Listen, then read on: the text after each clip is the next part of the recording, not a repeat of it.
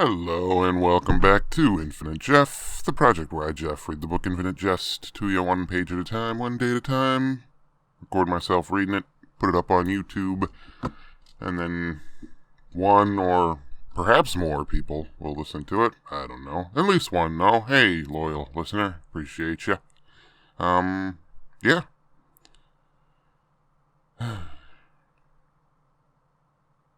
Yeah.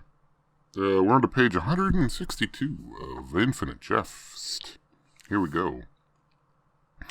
World pads. I feel them singing with nerves and blood. I let them extend. Further than the warm silver hip flask's cap's very top down, its broadening cone, where the threads around the upraised little circular mouth lie hidden, while with the other warm singing hand I gently grip the leather holster so I can feel the way the whole flask feels as I guide. Guide the cap around on its silver threads. Hear that? Stop and listen. Hear that? The sound of the threads, moving through well-machined grooves, with great care, a smooth barbershop spiral. My whole hand right through the pads of my fingertips, less unscrewing here than guiding, persuading, reminding the silver cap's body what it's built to do, machined to do. The silver cap knows, Jim. I know, you know. We've been through this before. Leave the book alone, boy. It's not going anywhere. So the silver cap leaves the flask's mouth's warm, grooved lips with just a snick. Hear that? That faintest snick? Not a rasp or a grinding sound or a harsh, not a harsh, brutal, Brando-esque rasp of attempted domination, but a snick, a nuance. There. Like the one you've heard it, never mistakable punk of a true hit ball, Jim.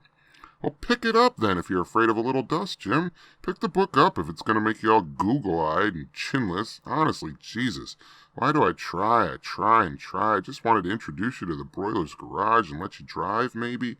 Feeling the Montclair's body, taking my time to let you pull up to the courts with the Montclair shift and neutral glide and the 8 cylinders thrumming and snicking like a healthy heart and the wheels all perfectly flush with the curb and bring out my good old trusty laundry basket of balls and rackets and towels and flask and my son, my flesh of my flesh, white slumped flesh of my flesh, who wanted to embark on what I predict right now will be a tennis career that'll put his busted up, used up old dad back square in his little place, who wanted to maybe for once be a real boy and learn how to play and have fun and frolic and play around in the unrelieved sunshine this city's so fuck-all famous for, to enjoy it while we can, because did your mother tell you we're moving?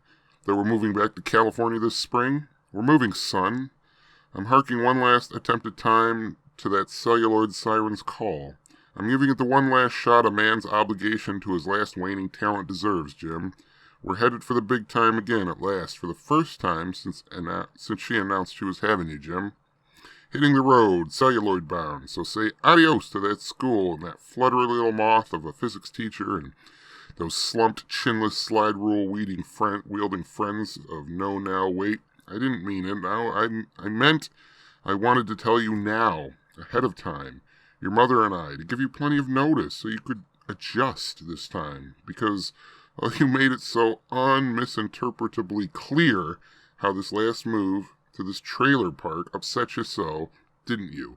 To a mobile home with a chemical toilet, and bolts to hold it in place, and window webs everywhere you look, and grit settling on everything like dust out here instead of the club's staff's quarters. I got us. Alright, and that, dear listeners, was page 162 of Infinite Jeff.